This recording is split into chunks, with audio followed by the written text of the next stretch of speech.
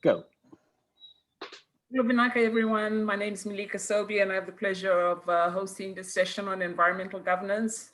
Talofa to everyone from Samoa. Good afternoon, bonjour. I hope that you will enjoy this session on environmental governance. It's indeed a very timely subject. You will have noticed from the title that environmental governance really involves bringing everyone to the table, bringing the legislators, policymakers, resource owners, private sector, civil society organizations, and academia. And it's nice to see that all these different sectors are represented at this conference. The session will explore 3 levels of governance at the interinstitutional level, which is what the first speaker will speak on, and then at the national level, which the second speaker will present on, and then at the regional level, which the last speaker will be presenting on. And each speaker will describe how governance is organized at those different levels, how enforcement is ensured, and the issues that they need to address at each of those different levels. Ideally, the outcomes of this session should provide a sound basis for guidelines that can be developed to improve the efficiency of stakeholders that are in charge of nature conservation and protected areas. Now, I have the great pleasure of introducing each of the speakers. I will start first with Ms. Pearl Winchester, who will be speaking at the interinstitutional level of governance. Ms. Winchester works for DAVAR, an agency of the government of New Caledonia. She was born and raised in New Caledonia. She was initially hired by DAVAR as their IT and GIS project manager between 2008 and 2019. And last year, she was then appointed the Water Policy Interconnection Officer. And Pearl's role is basically to coordinate a network of agencies that deal with water services, but that are at different levels, government level, provincial level, community level, etc. And they're all working to implement the shared water policy that was voted unanimously by the Congress of New Caledonia in March 2019. So Pearl's subject today is shared water policy and the interconnection of the different partners. So I'd like to introduce Pearl, if you'd like to take the floor. Thank you. Merci, Milka.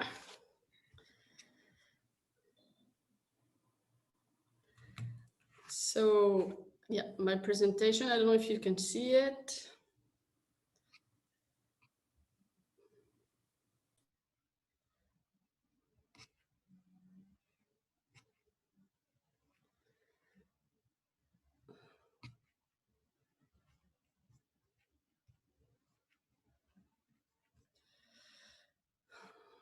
Wouter, do you have the presentation? Do you want me to share it? Okay, I come in.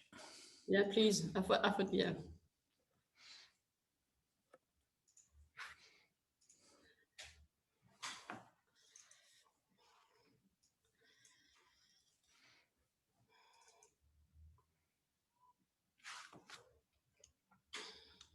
Okay, here you go.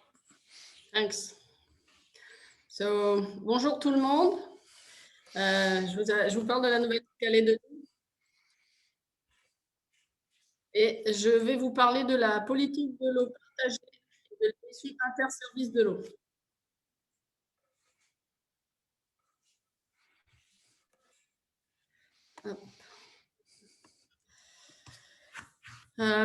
Mon diaporama va se décliner en 4 points. La première, c'est des éléments de contexte avec la Nouvelle-Calédonie dans le Pacifique. Ensuite, je vais vous présenter la politique de l'eau partagée très rapidement. Enfin, je vais vous parler de la mission interservices de l'eau et je vais terminer par notre approche intégrée qui est prévue sur 3 régions. Next photo, please. Donc, pour le contexte, la Nouvelle-Calédonie est une petite île qui est située là où le montre la carte. La Grande Terre fait 400 km de long, 450 km de long sur 50 km de large. Et nous avons les îles Loyauté. Next.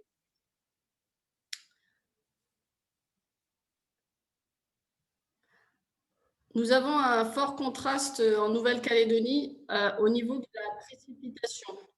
La côte est est beaucoup plus arrosée que la côte ouest, entre 2 et 5 fois plus d'eau sur la côte est que sur la côte ouest. En ce qui concerne les captages pour l'alimentation en eau potable, nous utilisons principalement des captages superficiels, 64%, et la moitié de nos captages pour l'alimentation en eau potable sont situés sur des terres coutumières. Next photo, please. La politique de l'eau partagée, elle a commencé en 2007, mais un des grands moments, ça a été en 2018, en avril 2018, avec le forum H2O, où on a eu 350 acteurs de l'eau en Nouvelle-Calédonie qui ont travaillé ensemble pendant 4 jours pour proposer les résultats attendus d'une future politique de l'eau. Les 4 jours ont permis des échanges dans des ateliers de concertation et de participation. Next. Et en mars 2019, la politique de l'eau partagée a été votée à l'unanimité par le Congrès de la Nouvelle-Calédonie. Next, please.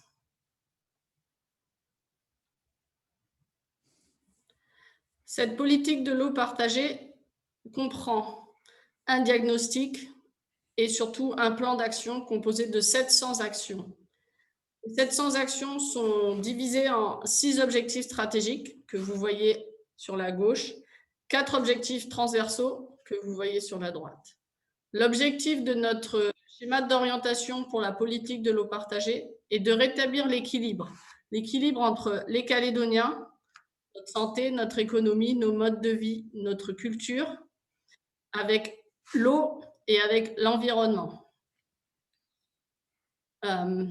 Donc, les 6 objectifs stratégiques sont pour la protection et la sanctuarisation, la fourniture de l'eau potable, la sensibilisation auprès des citoyens, la gestion de nos rejets, la gestion de nos aménagements par rapport à l'eau, la gestion de notre agriculture avec l'autosuffisance alimentaire, mais il y a aussi tout le volet transversal sur la partie réglementation avec la loi sur l'eau, la partie connaissance avec l'objectif transversal B DataO et les éléments qui concernent la montée en compétence des agents et la gouvernance et le financement de cette politique de l'eau partagée. Next photo, please. Il faut le savoir, en Nouvelle-Calédonie, la répartition des compétences dans le domaine de l'eau est éclatée entre les différentes institutions. Yes, thanks. Nous avons la Nouvelle-Calédonie, qui est responsable du domaine public fluvial, de la gestion de l'eau hors terre coutumière, de l'hygiène publique et de la santé, des périmètres de protection et de la sécurité civile. Mais nous avons aussi les provinces, qui sont responsables de l'environnement et pour l'instant encore de la gestion déléguée des cours d'eau, mais cela va très prochainement changer. Nous avons aussi les communes qui, elles, sont responsables de la salubrité publique et de l'adduction d'eau potable et de l'assainissement. Enfin, nous avons aussi l'État qui prend, en cas de carence du maître, le rôle de salubrité publique. Le fait que toutes ces compétences soient réparties nous a posé beaucoup de problèmes de coordination et de réalisation des actions les années avant le vote de la politique de l'eau partagée. Maintenant que nous avons ce schéma d'orientation, la politique de l'eau partagée qui a été voté par notre congrès, nous avons mis en place une nouvelle organisation. Next, please, Walter.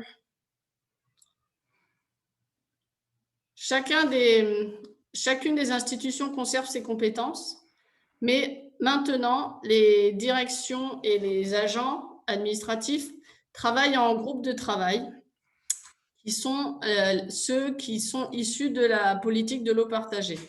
Et donc, comme vous le voyez sur ce schéma, nous avons créé un groupe de travail pour chacun des objectifs stratégiques ou des objectifs transversaux de la politique de l'eau partagée. Et ces groupes de travail se réunissent de façon indépendante, comme ils le souhaitent.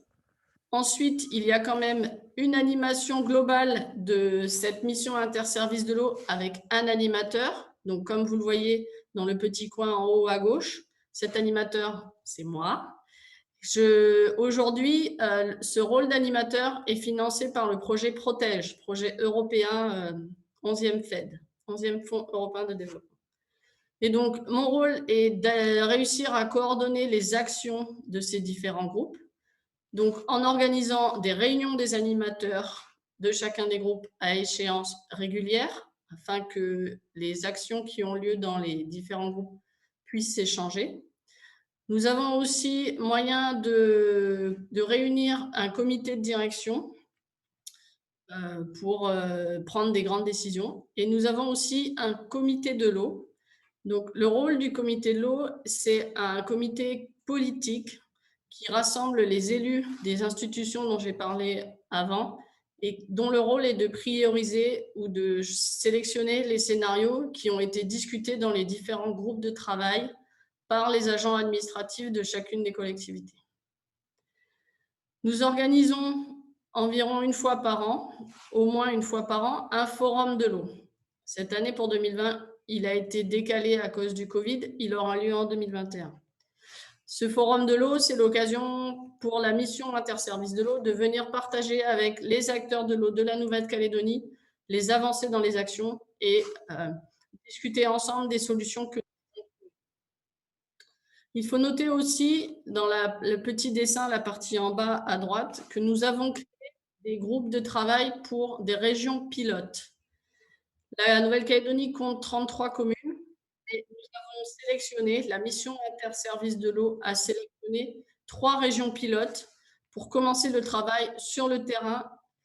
Et donc, ces 3 régions pilotes sont Marais, une île des îles Loyauté, Yingen, une commune qui est située sur la côte est, et La Foix-Boulou-Paris, qui sont plutôt sur la côte ouest. Next voucher, please. Cette partie approche intégrée nous permet de réaliser la concertation et la participation directement avec les acteurs de terrain, les coutumiers, les habitants des communes, les responsables des services techniques communaux, et évidemment la mairie ou toutes les entreprises locales qui sont sur site.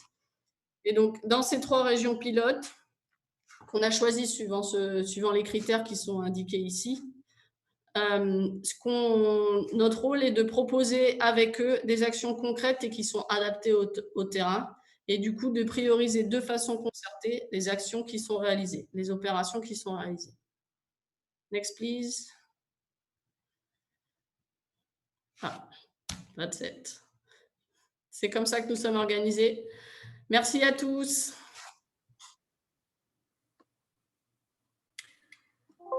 Thank you, Pearl.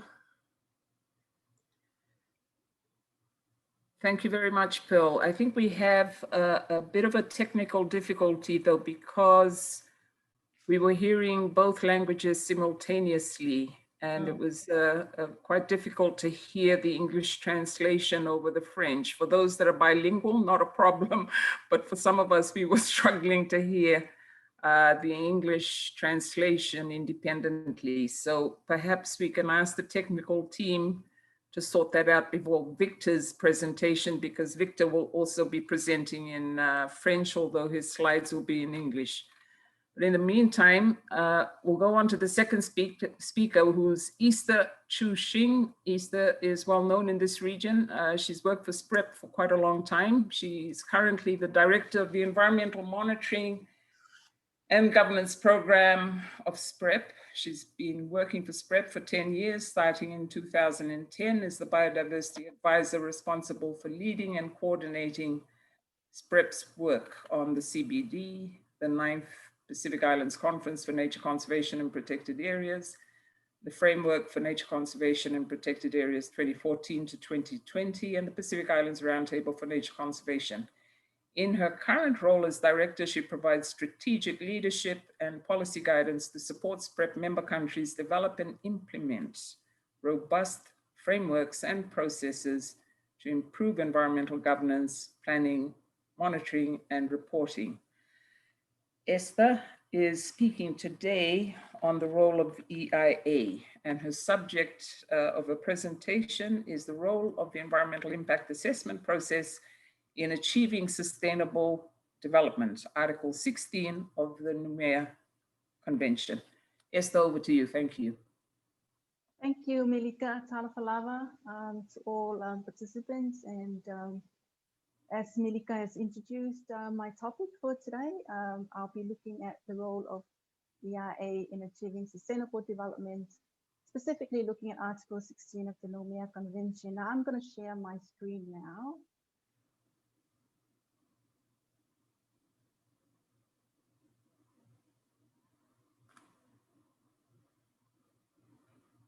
Okay, you able to see my screen?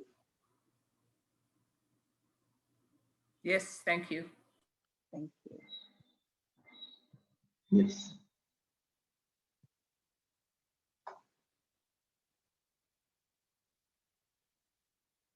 Okay, just a brief. So my talk today is really just to provide a brief overview of the Pacific environment, a little bit about SPRIP and its purpose. And then I will focus the presentation on the role of EIA in achieving sustainable development through the Nouméa Convention, which is a regional instrument for the protection of natural resources and environment of the South Pacific region. And then specifically looking at Article 16 of the Nouméa Convention on Environmental Impact Assessment and its implementation at the regional and national levels. And the idea really is to look at how EIA could be further supported as a tool for sustainable development. And then, of course, towards the end, I will be touching briefly on some of the challenges and opportunities. Now, just to put things into perspective, for thousands of years, the people of the Pacific region have relied on Oceania's natural resources for survival. The marine environment sustains our livelihoods, and we depend on it for food, transport, traditional practices, and economic opportunity. Lands and forests of the Pacific Islands provide food, fuel, and shelter. Indigenous cultures and traditions over many generations. Sorry, Esther. Can I just interrupt you? We're getting messages that people are not hearing anything. Can we get some advice from the technical host, please?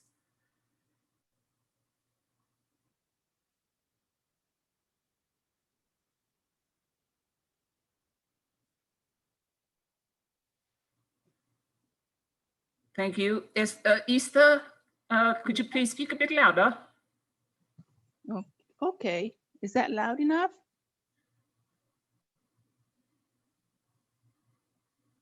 Can the interpreter hear me?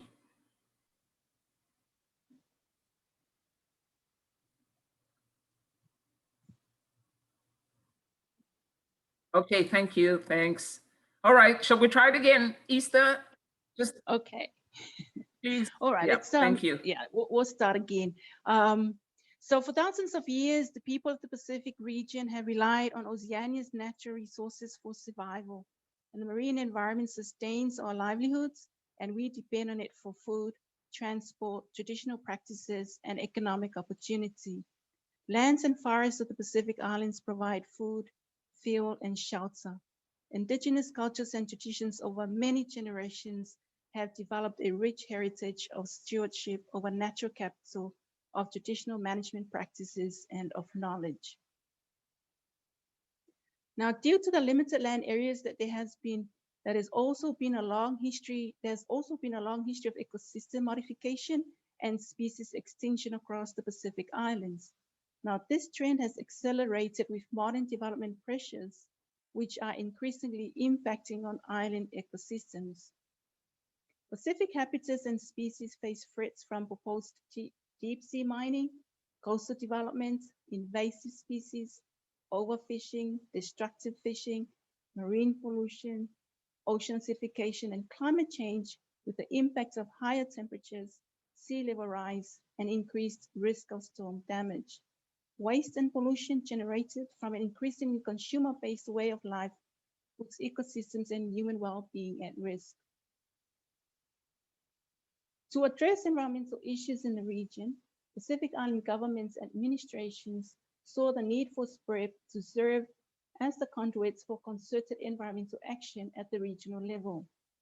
SPREP began life in the late 1970s as a joint initiative of SPC, SPEC, ESCAP, and UNEP, eventually functioning as a component of UNEP's Regional Seas program.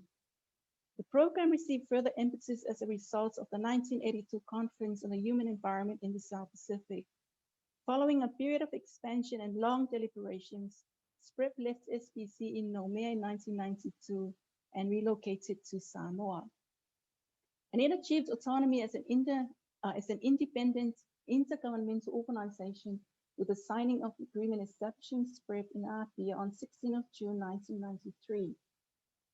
And SPREP's mandate is to promote cooperation in the Pacific Islands region and to provide assistance in order to protect and improve the environment and to ensure sustainable development for present and future generations. Now, the establishment of SPREP also sends a clear signal to the global community of the deep commitment of the Pacific Island governments and administrations towards sustainable development. Now, why would I focus my presentation on the Nomea Convention? It is one of the oldest regional conventions and has potential to contribute substantively to the achievement of sustainable development if it is implemented effectively. Now, the Nomea Convention, or the Convention for the Protection of Natural Resources and Environments of the South Pacific region and its protocols, was signed in 1986 and entered into force in 1990. It is a comprehensive umbrella agreement for the protection, management, and development of the marine coastal environment of the South Pacific region. And it represents a legal framework of action for managing the natural resources and environment of the South Pacific, adopted in 1982. And the Nomea Convention is the Pacific region component of UNEP's Regional Seas program. Now, currently, there are 12 parties to the convention, and 8 of which are Pacific Island countries. And SPREP is the Secretariat of the Nomea Convention. So my talk today will focus mainly on the Nomea Convention, and in particular, Article 16 of the Convention, which is on environmental impact assessment.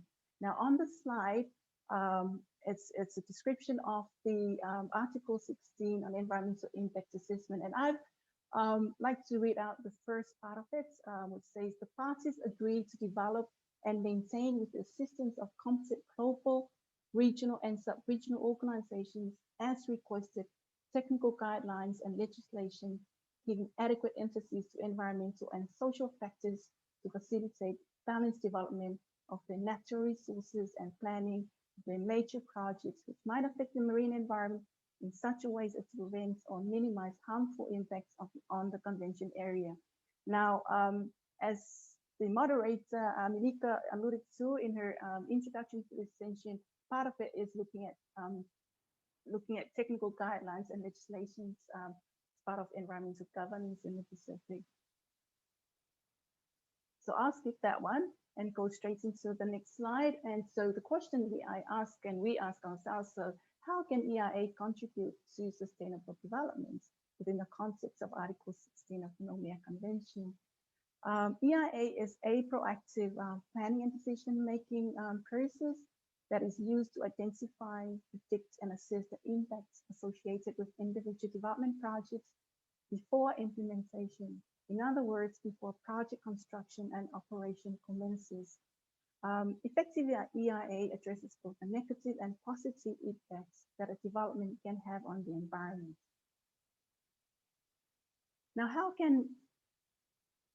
Now, what is the next slide really looks at EIA playing an important role in achieving sustainable development, particularly in the context of sustainable development goals, looking at multilateral environmental agreements in achieving the Samoa pathway, specifically in terms of regional instruments such as the Nomea Convention, and of course at the national level also in terms of national sustainable development plans.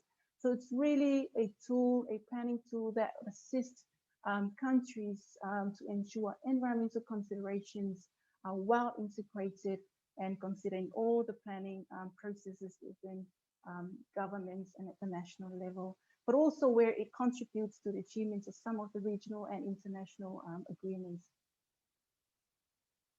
Now, what actions have been taken to implement Article 16 on EIA at the regional level? SPREP has a long history of leading EIA capacity building across the Pacific region. For more than 25 years, SPREP have and continue to support EIA capacity building and training programs in its specific member countries to address some of the issues already mentioned. And SPREP's EIA capacity building and training have been largely delivered at the national level in close collaboration with national regulatory agencies. And another key part of SPREP's assistance and support on EIA includes the review of draft EIA terms of reference, review of EIA reports, and assist in developing EIA policy and legal framework and all review drafts that countries have developed themselves. SPREP have also developed and produced regional environmental assessment guidelines. These include the regional EIA guidelines, which is the main resource material that is widely used for SPREP's EIA training. The EIA guidelines for coastal tourism development, which is specific to the tourism sector and was jointly developed in partnership with the South Pacific Tourism Organization.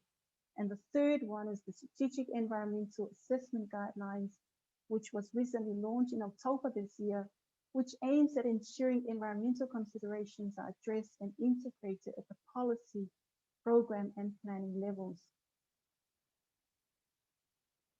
The other action that SPREP has undertaken at the regional level is that it works closely in partnership with the World Bank, ADB, and the University of the South Pacific through the Pacific Learning Partnership for Environmental and Social Sustainability, which is a collaboration mechanism that aims at fostering training, knowledge exchange, technical expertise, and capacity building related to environmental and social safeguards and infrastructure development standards in the Pacific region. Now, to do this, the PLP partnership delivers training, facilitates exchange of experiences and knowledge, mentor trainees, develop curricula, and provide technical assistance in key areas that relate to environmental and social safeguards. Now, at the national level, in our region, 14 of our Pacific Island countries have in place EIA policy and legislative frameworks. So I've highlighted those in green, which are parties to the NOMEA Convention. Same countries also, and this country also have environmental legislation that's relate to EIA. EIA has become an important tool in guiding policy choices on development. And for many countries in the region, environmental assessment methodologies have been made a mandatory exercise with enactment of legislation. At the national level, institutional arrangements such as national regulatory bodies and agencies are in place to administer and regulate the EIA policy and legislative frameworks. And this is important as the pace of development and urbanization intensifies in our region. The need for effective EIA processes is more imminent and urgent. Now, some of the challenges in implementing EIA and including Article 16 of the NOMEA Convention, implementation and enforcement of EIA across the region continues to be a challenge due to a number of reasons, such as understaffed and under-resourced regulatory agencies, and often there is the issue of high staff turnover. EIA implementation is severely impacted by lack of human and financial resources. There's also lack of awareness understanding of the benefits of EIA and its contribution to the achievement of sustainable development. And sometimes also there's lack of political support and process, the EIA process sometimes is inadequate in terms of engaging stakeholders. Now, in terms of opportunities to strengthen EIA and implementation of Article 16, from SPREP's perspective, we will be strengthening implementation of Article 16 through a new project that we are starting implementation now. This is the ACP MEA3 project, where we will continue to build capacity building, provide capacity building, training, and awareness programs at all sectors of society. We'll be looking at developing sector-specific regional EIA guidelines, for example, forestry sector as well as mining sector and others as well. And we'll also be looking at implementing the strategic environmental assessment guidelines. I mentioned that this was recently launched in last month. And to work with our members to ensure environmental considerations that are integrated with planning and decision-making levels of government.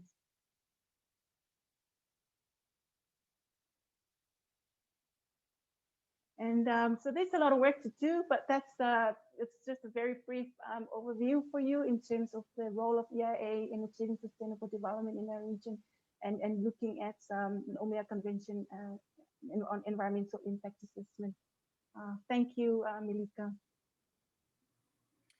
Thank you very much, Easter, for that very informative presentation. SPREP certainly has a lot of work in progress or that you're about to implement, which is very encouraging. We're going on to the last speaker, and I would like to now introduce Dr. Victor David.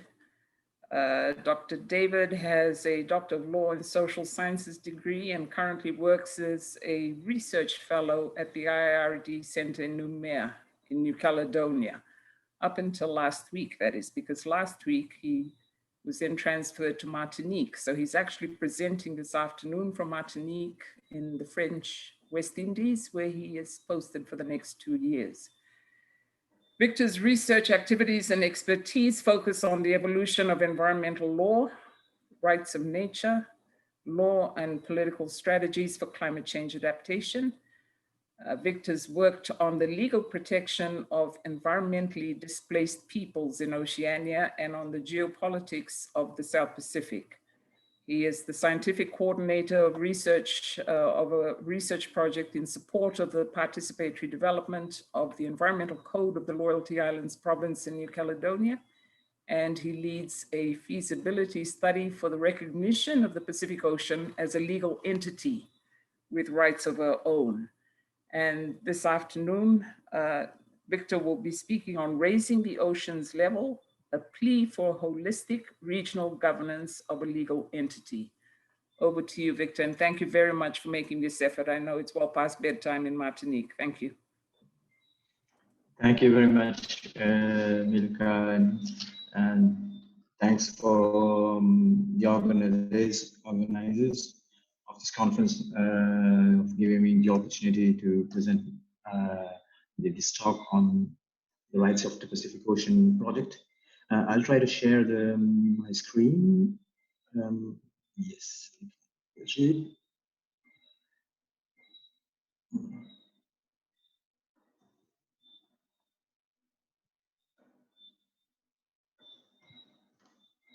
Yep.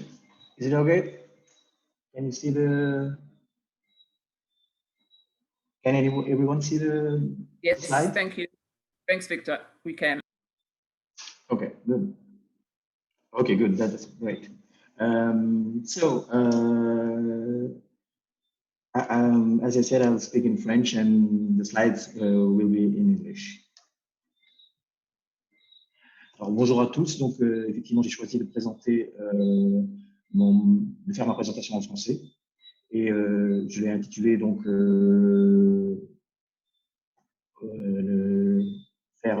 augmenter le niveau de l'océan. Donc, c'est d'habitude quelque chose qu'on n'aime pas quand on est dans le Pacifique.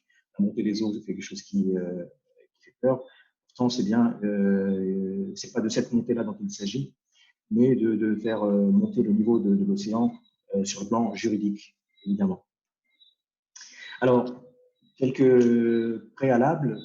Je travaille depuis quelques années sur les droits de la nature, et évidemment, donc, il y a beaucoup de controverses doctrinales sur est-ce qu'il faut reconnaître la nature comme un sujet de droit. Et je suis plutôt de l'avis de ce chercheur qui dit que la personnalité juridique doit être considérée comme un seuil et que ce seuil doit être franchi.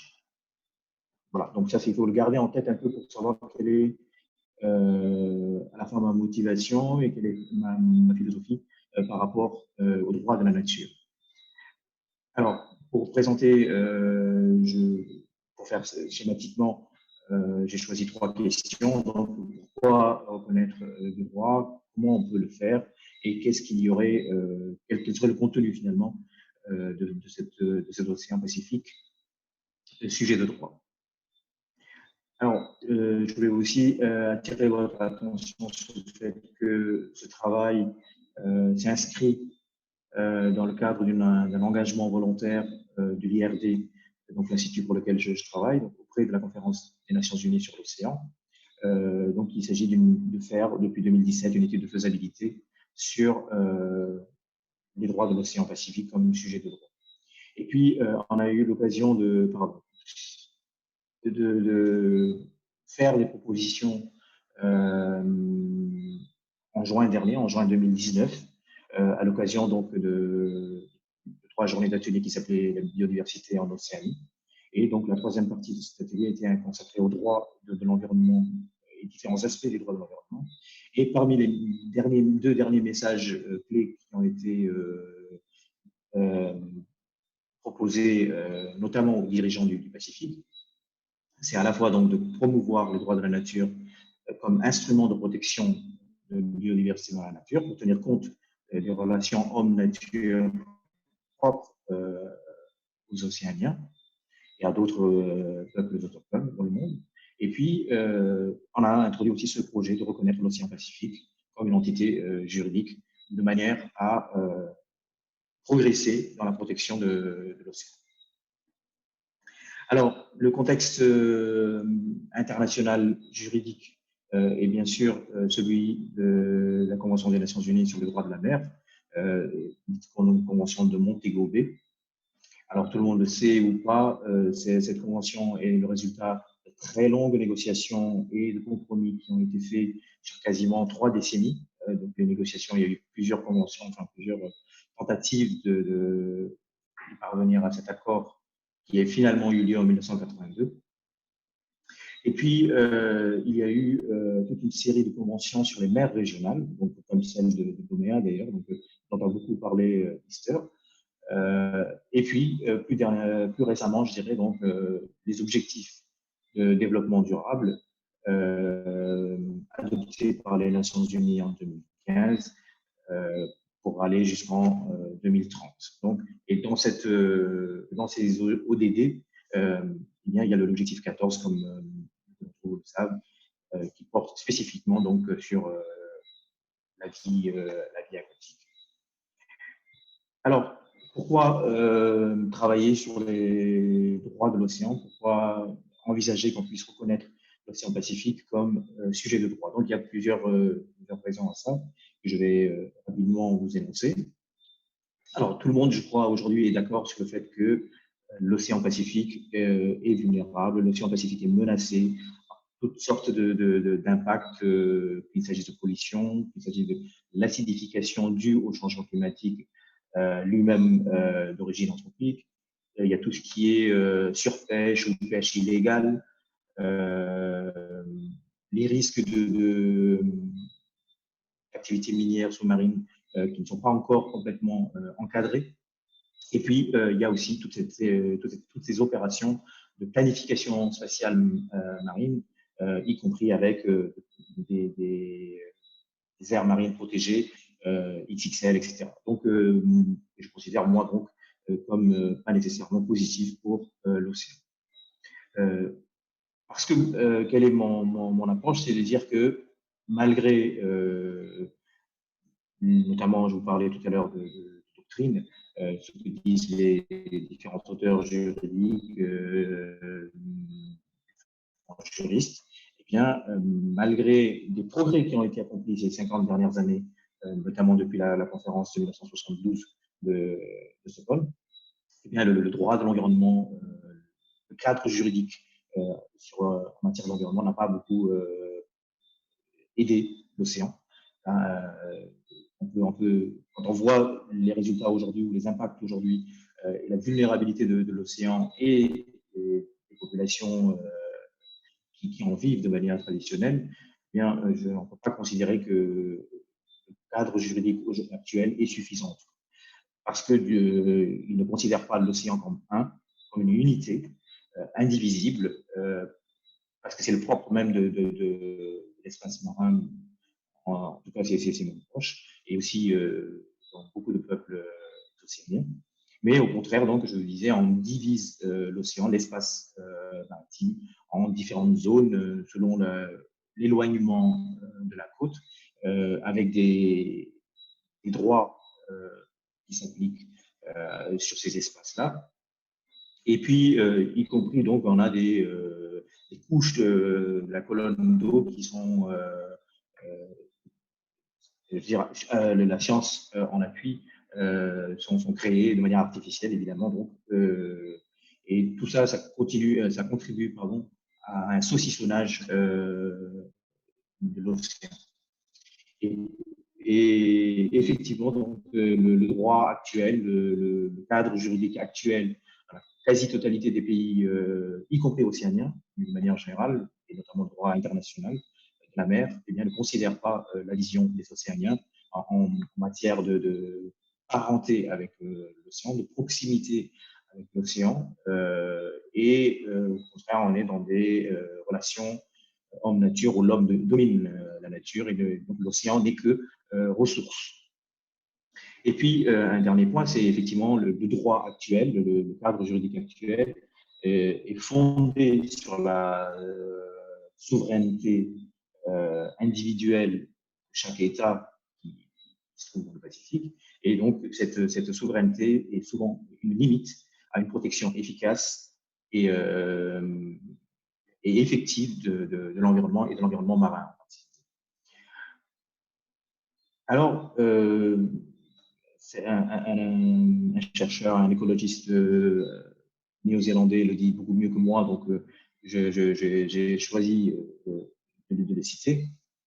Donc, je veux dire, je n'aurais pas certainement pas pu dire mieux. Effectivement, aujourd'hui, c'est un plaidoyer pour qu'on reconnaisse l'océan Pacifique comme un être vivant qui a sa propre valeur et indépendamment des services écosystémiques que l'océan peut apporter. Donc ça, je trouve que c'est un franchissement de cap. Et c'est pour ça que tout à l'heure, je parlais de changer de niveau de la mer, de l'océan. C'est vraiment ce franchissement de cap qu'il faut avoir en tête. Même quand on est juriste, ça ne pose pas de problème.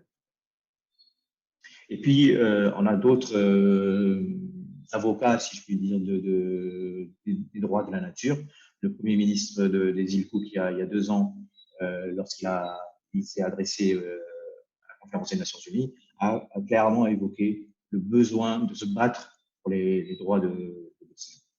Et nous, dans le cadre de cet engagement volontaire que j'ai mentionné, nous avons eu une réunion, la première réunion à Auckland, et je tiens à ce moment à rendre hommage à Sue, que beaucoup d'entre vous connaissent, qui travaillait à la Conservation internationale à Auckland, qui malheureusement nous a quittés il y a quelques mois.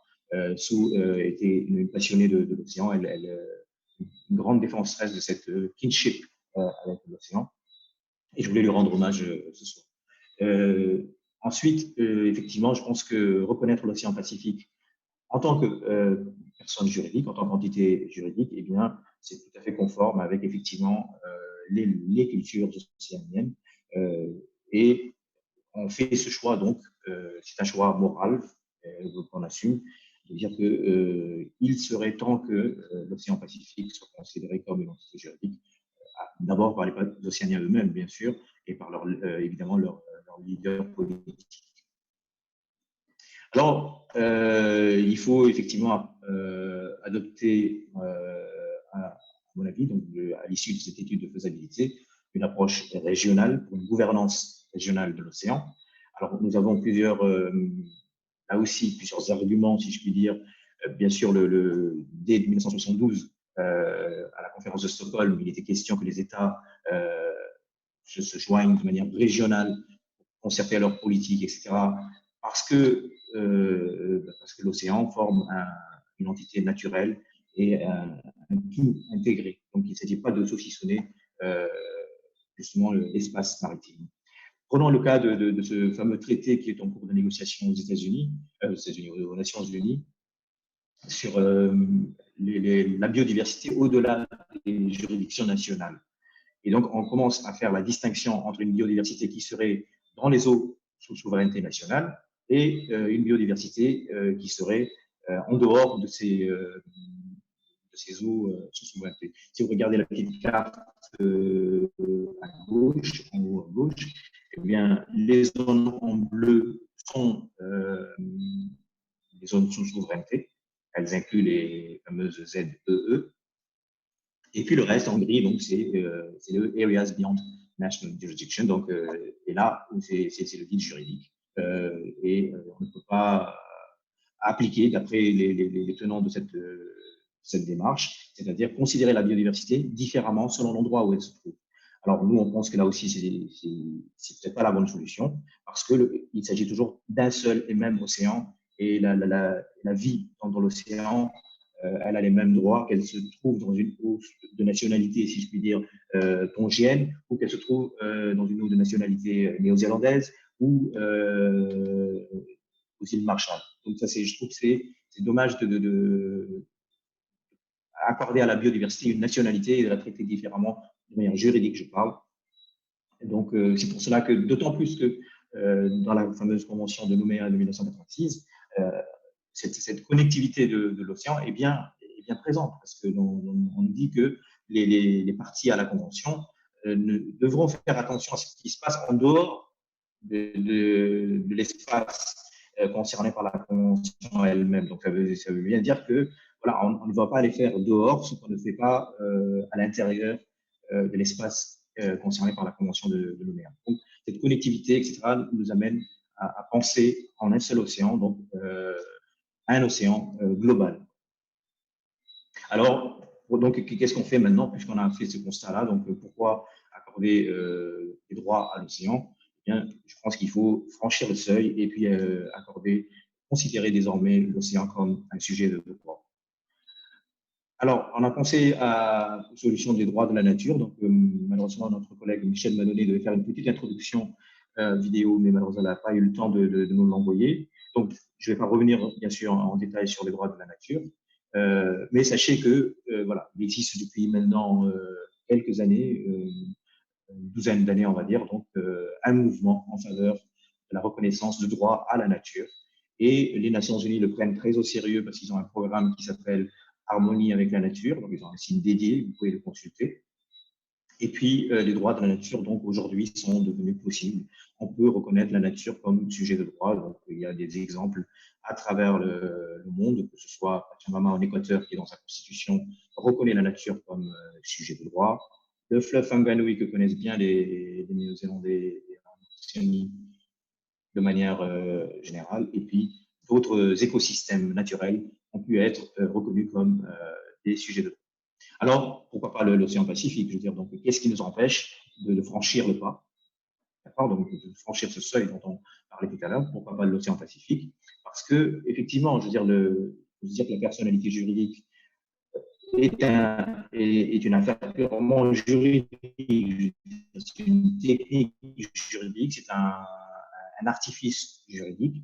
Et donc, le droit romain, rien n'empêche de reconnaître un quelconque écosystème naturel comme sujet de droit. Donc, c'est ce que nous dit déjà un ancien juriste, un grand spécialiste de la common law au début du XXe siècle déjà. Donc, on n'est pas en train d'inventer d'autres choses. Donc, on a de la base, on a de la matière juridique qui nous permet de dire qu'aujourd'hui, on peut reconnaître l'océan Pacifique. Il faut de la volonté pour ça, il faut de la volonté politique, parce que ça, effectivement, ça implique un certain nombre de limitations de la souveraineté nationale.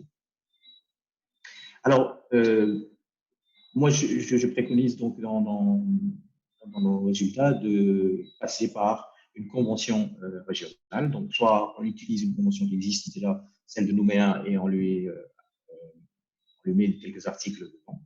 Mais en tout cas, l'idée, c'est que la convention elle-même reconnaît, la convention de Nouméa elle-même reconnaît que, et c'est le cas de beaucoup d'autres conventions régionales, de dire qu'effectivement, il y a beaucoup de textes déjà, mais voilà, on n'atteint pas les objectifs cherchés. Donc, il et donc pour notre région, en particulier du Pacifique.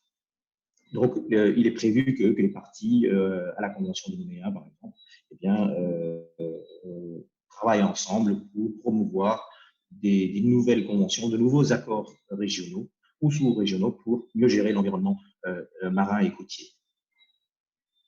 Alors, qu'est-ce qui se passerait dans cette convention? Moi, j'entends aujourd'hui de nombreux leaders du Pacifique appeler régulièrement à une approche régionale, notamment sur l'océan. Et les propos de Mme McTaylor très récemment, donc il y a quelques semaines, rappellent qu'effectivement, si on veut une action collective sur l'océan dans le Pacifique, eh bien, il va falloir penser autrement l'océan. On ne peut pas se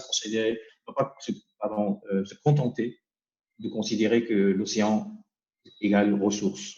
Et il faut vraiment le penser en océan aussi comme identité. Donc, on peut s'appuyer sur la Convention de Nouméa. Il existe des outils au niveau du Forum des îles du Pacifique, et notamment l'Office du Pacific Ocean Commissioner. Et puis, bien sûr, les deux grandes organisations régionales que sont la CPS et le CREUG, donc peuvent contribuer au développement d'une convention régionale dédiée à l'océan. Alors, qu'est-ce qu'on mettrait dans cette convention? Quel droit on reconnaîtrait à l'océan? Donc, c'est effectivement, nous, ce qu'on envisage, c'est qu'à l'intérieur des frontières maritimes des États et territoires insulaires du Pacifique, ce sera ça le champ géographique concerné, eh bien, à l'intérieur de cet espace-là, eh bien, l'océan Pacifique serait considéré comme unique et un écosystème, un méga écosystème, et qui aurait un certain nombre de droits. Donc, bien sûr, il y a des droits fondamentaux maintenant qu'on retrouve dans d'autres écosystèmes que j'ai cités tout à l'heure à travers le monde, mais aussi effectivement on peut espérer dans les droits de l'océan des règles harmonisées, c'est-à-dire que chaque État ne fasse pas, parce que sa souveraineté lui permet aujourd'hui, et justement que chaque État ne fasse pas ce qui lui plaît en matière de gestion de l'océan et des relations avec l'océan. Par exemple, bon, évidemment, c'est quelque chose qui me tient aussi à cœur, c'est qu'à mon avis, aujourd'hui, il est beaucoup trop le deep sea mining. Donc, je pense qu'il faut un moratoire sur au moins de 10 ans, une vitesse qui soit renouvelée. Tant que les technologies ne nous rassurent pas, on a parlé tout à l'heure avec l'histoire d'évaluation des impacts environnementaux, eh bien, je pense qu'aujourd'hui, personne ne peut nous garantir le non-impact du deep sea mining. Effectivement, après, souvent, on dit quand quelqu'un a des droits, il a aussi des devoirs. Et qu'est-ce qui se passe quand il y a un tsunami ou un cyclone? Est-ce qu'on va aller accuser l'océan? Je veux dire, bon, là aussi, c'est des artifices juridiques qu'il faut arrêter de prendre en compte. On peut simplement déclarer dans la Convention, par exemple, qu'il n'y a pas de problème, que l'océan n'est pas responsable des catastrophes naturelles qui peuvent en découler. Je pense aussi qu'à partir des objectifs et sous-objectifs de l'ODD 14, on peut inventer de nouveaux droits. Donc, je ne vais pas le faire tout seul, évidemment, je vais faire ce sont des propositions qu'on fait. C'est un projet de recherche qui est mis à la disposition de ceux que ça intéresse. C'est un projet de recherche juridique.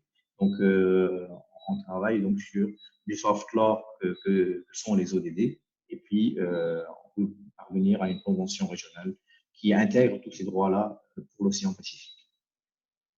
Alors, presque pour terminer, donc un scénario, donc, parce que j'ai essayé d'aller un peu loin, donc c'est dire qu'on va écrire une convention et on va la signer à Wanganui, donc en Nouvelle-Zélande, en hommage au fleuve Whanganui, puisque c'est moi, personnellement, quand j'ai commencé à travailler sur les droits de la nature, c'est bien sûr en 2012, lorsque le fleuve Whanganui a été reconnu comme sujet de droit dans le cadre d'un accord entre le gouvernement néo-zélandais et les populations maoris. Eh bien, voilà. Donc, nous, partis à cette nouvelle convention à créer, à imaginer, à rêver, eh bien, dire que nous, États insulaires du Pacifique, acceptons de protéger, que pour protéger et préserver son intégrité à l'intérieur de nos juridictions nationales respectives, eh bien, l'océan Pacifique sera considéré comme une entité juridique avec ses propres droits. C'est un scénario, donc pour un article premier de la future convention qu'on pourrait imaginer, rêver, etc. Alors, pour terminer, donc effectivement, l'objet de cette présentation et l'objet de ce travail, C'est de dire que l'océan Pacifique, on l'a vu, a perdu son humidité, comme tous les océans de la planète. Eh bien, à travers finalement ça, eh bien, on va revenir un peu en arrière pour effacer effectivement tous ces saucissonnages qu'il y a eu depuis toutes ces dernières années. Et puis, un peu diminuer le poids donné à la souveraineté des États en matière d'espace maritime et de la biodiversité de cet espace maritime. Et puis, la gouvernance régionale me paraît être une solution durable parce que effectivement, nous connaissons comment fonctionne la régionalisation dans le Pacifique pour l'instant. Il s'agit effectivement même les organisations régionales actuelles, elles ne font que accompagner les États individuels dans leur mise en œuvre de différents accords internationaux, etc.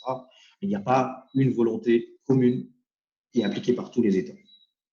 Donc, c'est bien la dimension politique de la gouvernance qui manque. Moi, je pense à une gouvernance à la Union européenne, si je puis dire.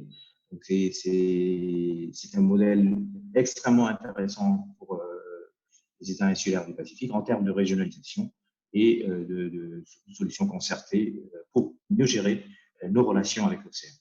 Voilà, je vous remercie. J'espère que je n'ai pas été trop long. Et j'ai réussi à ne pas dormir.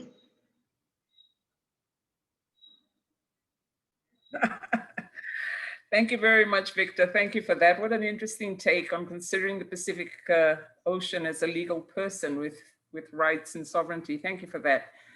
We have roughly 5 minutes, according to my watch, for questions.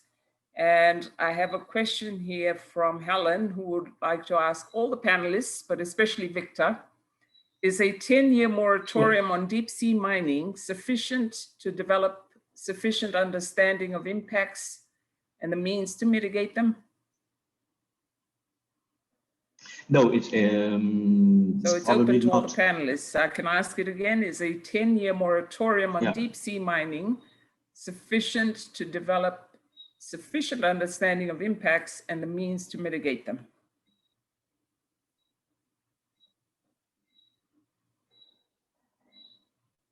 So if I may answer, Victor, would you like to I would say perhaps make no, a it's start so probably you can not. go to sleep?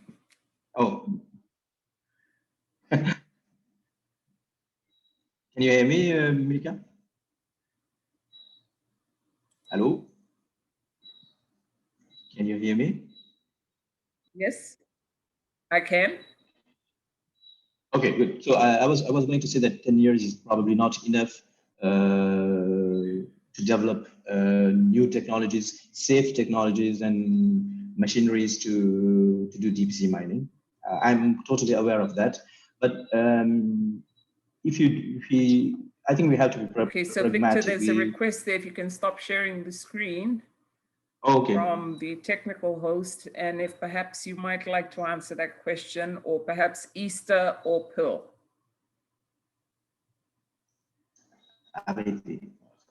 Victor was answering. He was answering. So yes, go on, Victor. Okay. Yes. I think we have to be pragmatic. If we say to political leaders, sorry, I'm not hearing anything. Stop, oh. Carole, tu m'entends? Oui, moi je t'entends bien, Victor. Je t'entends très bien. Donc c'est peut-être une question d'interprétation. Now I can. Ah, you can. Okay, good. I think that we have to be pragmatic, and we can't frighten political leaders and say by saying, we are going to put a 20 years or 50 years moratorium on deep sea mining. We know that it is important for the development of Pacific Islands, and we have to be realistic about it. I think that's why I suggested a 10 years moratorium, but it can be 5, it can be 25. Of course, if one day the convention exists on Pacific political leaders. Thanks. Thank you, Victor. Easter or Pearl, would you like to add anything to that? I agree with Victor. 10 years is a start, and we'll see after. But it's probably not enough, but if we never start, we never know.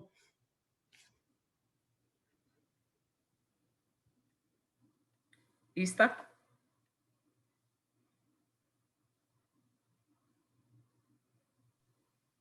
Sorry, Milika, No. I was having a bit of technical problems with my microphone, so I found the button to click on.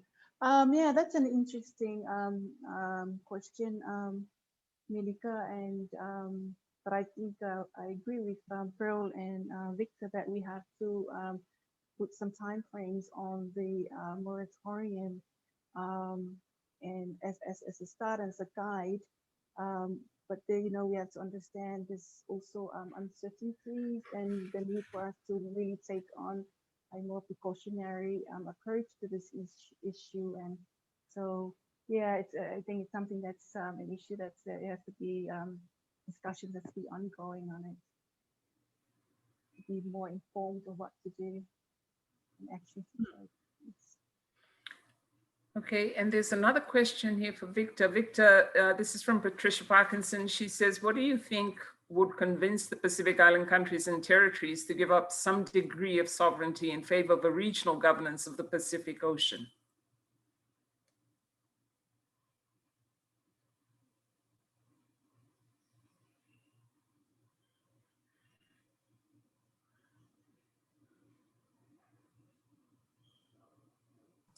You're muted, Victor.